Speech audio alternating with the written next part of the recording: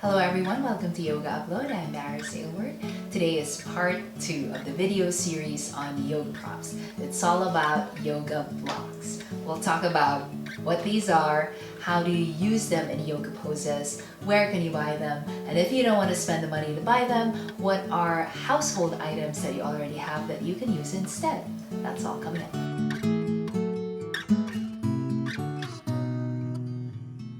Today I'll show you different ways you can use the yoga block to support you in your yoga postures. I think the yoga block is the most versatile yoga prop. There's just so many ways that you can use it. Here you can see 3 different heights that you can use the block. This is your lowest height, your medium height, and your tallest height. So for example, you can use the yoga block to bring the floor closer to you, as in your balancing half moon or Ardha Chandrasana.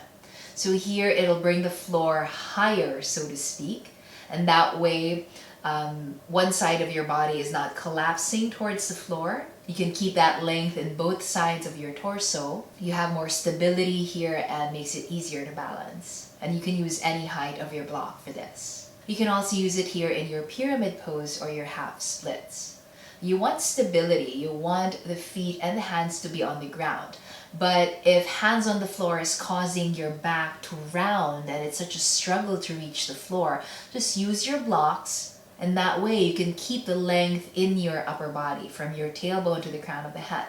And again, you can use any height of your block that you need. Now your block can also be used for seated posture, especially if there's some tightness in the hips. You need to elevate the hips so you're not rounding your lower back in Sukhasana or easy pose, for example. You can also use it for your hero pose or Virasana. If there is some knee discomfort here and you can't bend the knees so much, then you can elevate the hips. You can use 1 or 2 blocks here, again depending on the height that you need. Now there are some supported floor poses that the block is also very good for. For example, in a supported backbend. You'll do this in some yin yoga classes, sometimes in restorative yoga. You have 1 block. The long edge of your block is going to go between your shoulder blades, and then you'll have a 2nd block behind your head. Now that 2nd block can be at any height. It just depends on how much of a backbend you want and how comfortable your neck and your head are in this pose. You can also use your block for a supported bridge pose. Have your block under the hips, any height that you need, and that way you have a more effortless bridge pose.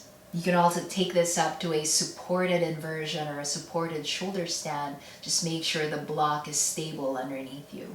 One more way you can use the block is to wake up or to activate certain parts of the body. Sometimes we don't realize that we're being a little bit lazy in engaging certain parts. So here, for example, in your bridge pose again, you can have your block between the inner thighs and actively squeeze your block so you feel the engagement of the inner thighs.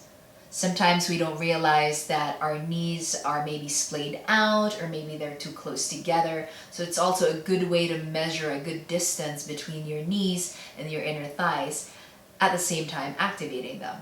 The block can also be used for some super fun and intense core strength and abdominal work. In your Navasana, for example, you'll have your block between the inner thighs, and if you actively squeeze it, you are going to work so much more. And you can use it for a variety of abdominal and core strengthening work, like your crunches and your variations. Just that act of engaging the inner thighs by squeezing the block is going to change everything. It's going to wake up your whole body. So those are some of the ways that you can use the blocks. It's not exhaustive by any means. There are so many ways, but at least you have an idea of how you can use them. If you need them for seated poses to elevate the hips, stability, for balance, for core strengthening, for measuring, waking up certain parts of the body. And as I said earlier, there are different ways that you can position the block. It can be different heights. Now these are actually 2 different sizes of blocks that I have here. So this is your standard yoga block. This is 9 by 6 by 3. So it's a little narrower than this guy over here, which is 9 by 6 by 4. Now, depending on what you want to use them for, if it's just for bringing the floor closer to you, like in your Ardha Chandrasana or your pyramid, you can use this. These are fine.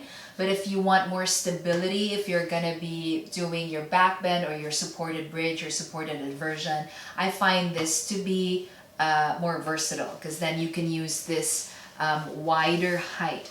If you're going to use this, for example, for the supported bridge, I would usually stack two of these, because if you just use that one narrow side, it's too unstable. It's gonna wobble a little bit.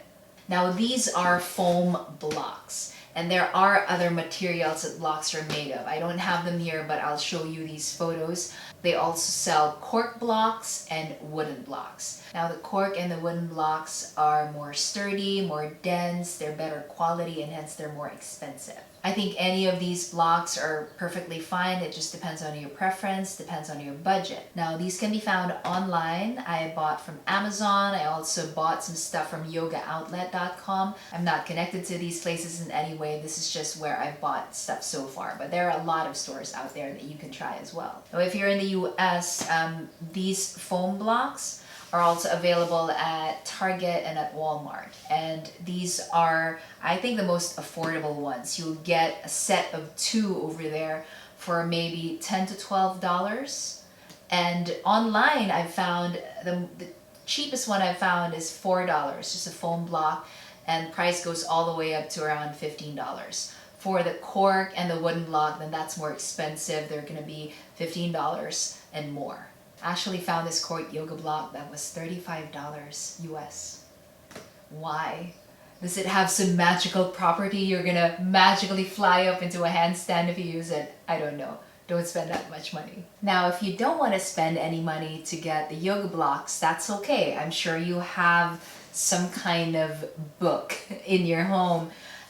Just get something that's roughly the same size as any of these blocks, and make sure you maybe tie a string around it so it's not opening and closing when you're trying to use it. This is good if you want to sit on it, maybe stack a few books so you'll have some stability in the balance poses or in your balancing half moon and things of that nature.